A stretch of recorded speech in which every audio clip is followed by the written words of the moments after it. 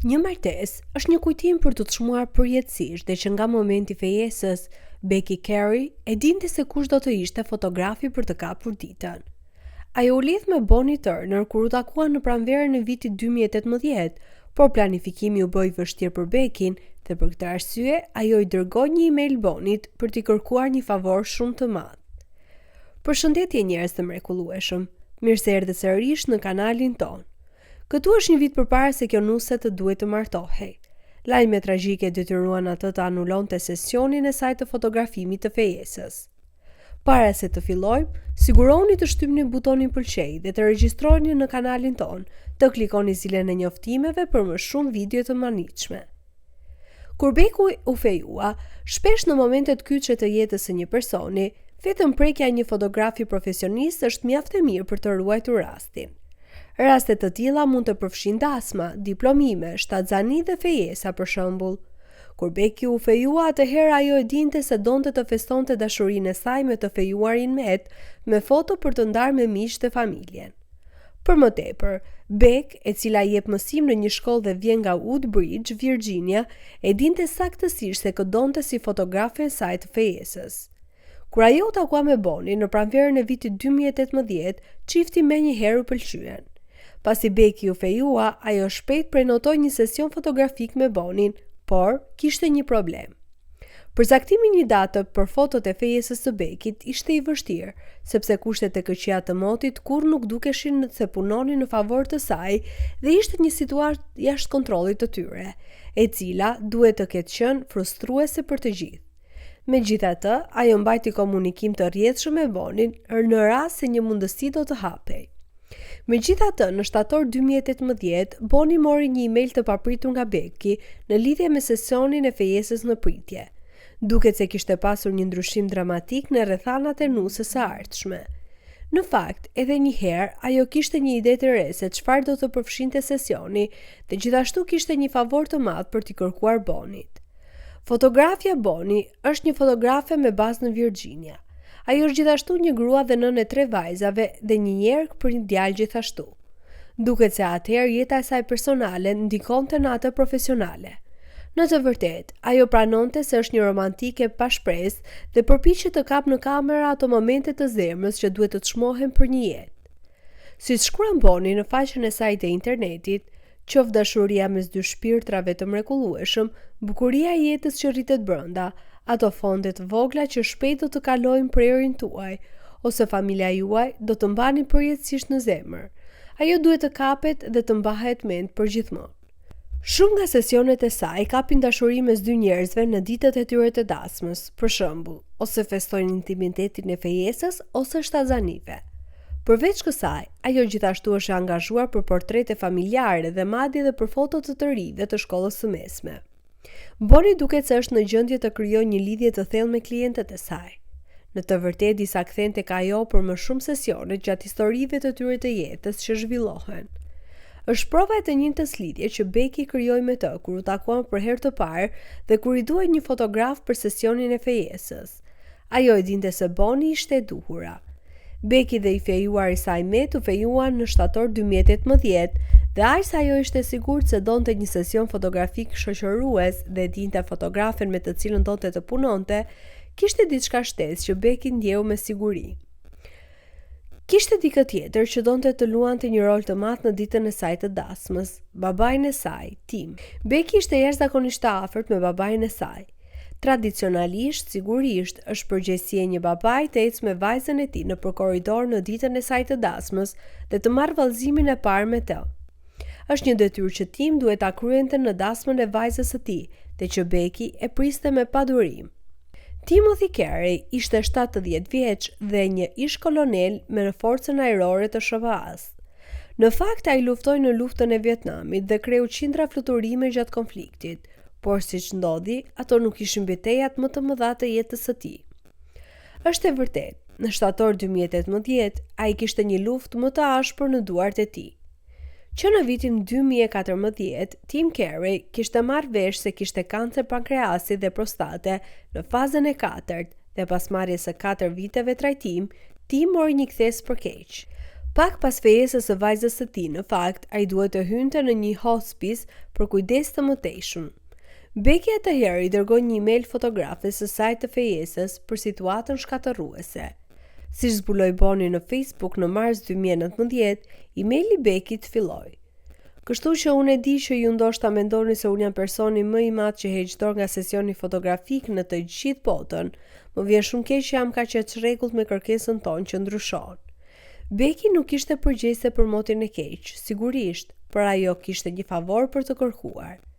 Doli se Matt, i fejuar i Beckit, kishte paguar tashmë depozitën për shërbimet e fotografisë së Bonit, dhe kështu ata ende nuk ishin caktuar një datë për shkak të kushteve të ndryshme të motit. Por me timi që pritet të hospitalizohej, kishte një nevojë të papritur për të ndryshuar marrëveshjen. "Baba im ka luftuar me kancerin e prostatës dhe tani trupi i tij është në pikën ku nuk mund të përballojë më trajtim", i shpjegoi Beckit Bonnie. "Ne zbuluam dje se ai duhet të hospitalizohet këtë javë. Ne me të vërtetë do të donim të përdornim depozitën që Matt të dha për të bërë një sesion fotografik familjar."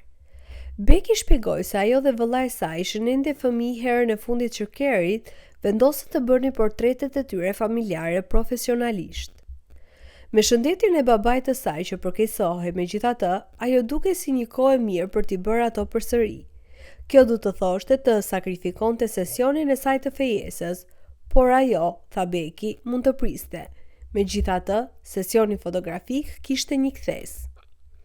"Matt dhe unë do të shqetësohemi për fotot tona më vonë, sepse kjo është më urgjente me kohën", i shpjegoi Becky Bonit. "Sigurisht, kjo është një kohë shumë e vështirë dhe e errët, por unë e di se si ndiheni ju për dashurinë dhe kapjen e saj në mënyrë kaq të bukur dhe kuptimplot." Për Becky për më tepër, sesioni do të kishte një kuptim veçanërisht të rrallë. "Këtë fundjavë në shtator, një mik i im i mirë që merret me videografi po më bën një favor vërtet të veçantë", vazhdoi emaili i Beckit. Sesioni fotografik kishte ndryshuar në diçka tjetër. Gjendja e saj e vallëzimit nuk do të përmirësohej dhe me dasmën e saj ende shumë më e larg, nusja e ardhshme kishte një plan. Në të vërtetë, me bekimin e të fejuarit të saj, Becky kishte ardhur me një ide të re. "Unë dhe babi im po vishemi për të filmuar vallëzimin ton të parë që të mund ta kem atë në dasmën time", i shpjegoi ajo Bonit. "Tim kishte luftuar kundër kancerit, por askush nuk e dinte sa kohë i kishte mbetur.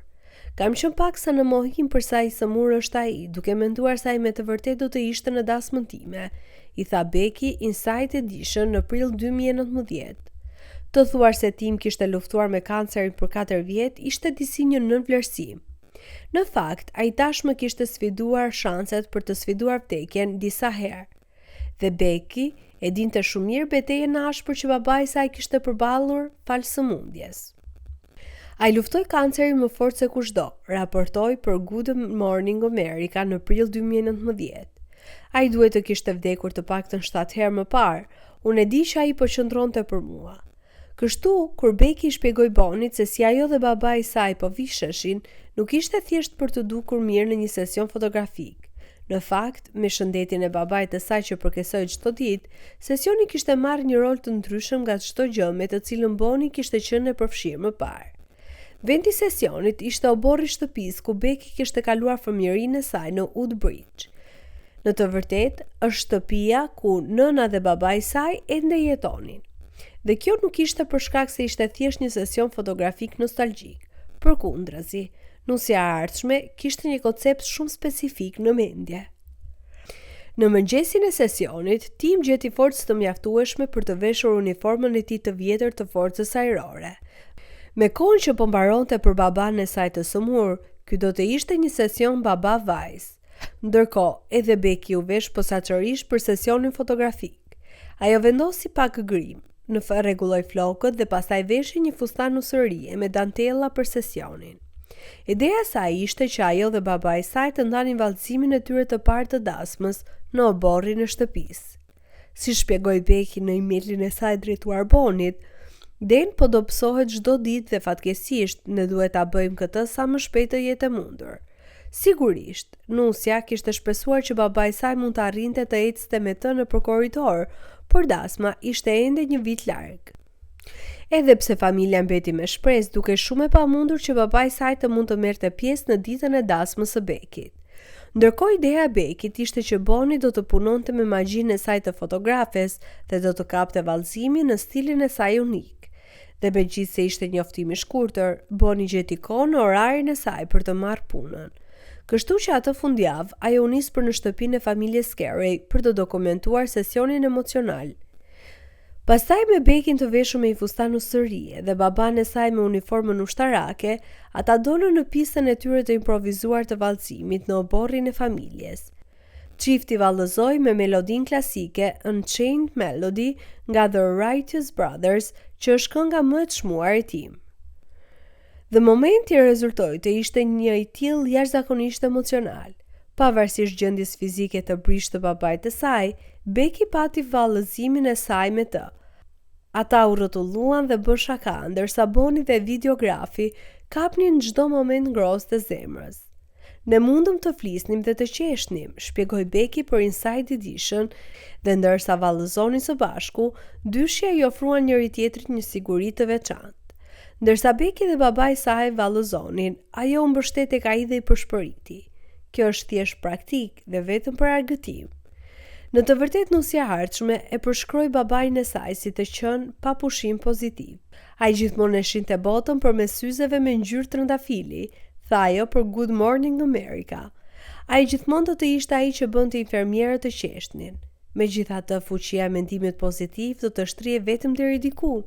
Dhe ndërsa Becky dhe babai i saj vallëzonin me The Righteous Brothers, me nënën dhe vëllain e saj duke parë, emocionet e timit e kapërcyen atë. Ai filloi të qante, kështu që sigurisht unë fillova të qaja, kujtoi Becky në Inside Edition. Ishte trishtueshme, por gjithashtu e bukur. Në të vërtetë, pavarësisht se Becky dhe babai i saj e siguronin njëri tjetrin se vallëzimi i tyre i parë ishte thjesht një provë për të vërtetën, buzëqeshjet dhe të qeshurat e tyre fshehin një trishtim të fshehur. Unë mbyta në fund duke kuptuar se e rëndësishme ishte, pranoi nusja e ardhshme për Good Morning America. Shikoni, thellë brenda tyre të dy e dinin të vërtetën. Babai donte të arrinte në dasëm, rrëfeu Beck. Por Tim ishte jashtëzakonisht i brish dhe me kujdesin në spital në të ardhmen e afërt dhe dasmën ende një vit larg, perspektiva nuk duke e mundshme. Koha me siguri po mbaronte për ish kolonelin e forcave ajrore.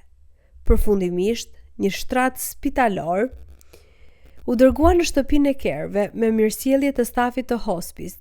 Siç kujtoi Becky, babai nuk donte të shkonte atje sepse nuk donte të ikte ende.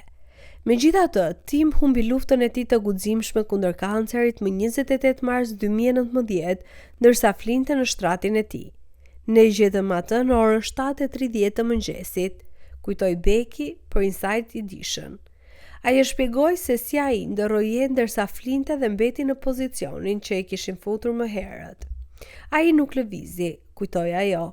Mendoi se ai ishte shumë i qetë. Megjithatë, natyra relativisht e qetë e kalimit të tij është një ngushëllim për të dashurit e tij. Bonnie ndau një përzgjedhje të imazheve nga vallëzimi i parë i Becky dhe Tim në faqen e saj në Facebook dhe deri tani postimi ka marrë më shumë se 100.000 reagime, ndarje dhe komente. Fotografitë janë gjithçka që ke kur njerëzit janë larguar, tha fotografja për Good Morning America. Është ajo që kemi për të parë prapa, për të ndjerë se ai person është me ne. Tim nuk arriti në dasmën e vajzës së tij në fund. Megjithatë, ai festoi festën e fesës së Beckit në një mbledhje 4 ditë para se të vdiste. Ndërkohë, videoja e asaj që doli të jetë vallëzimi i parë dhe i fundit i nusës me baban e saj, do të luhet në pritjen e dasmës. Unë ende pata atë moment me babain tim, tha Becky.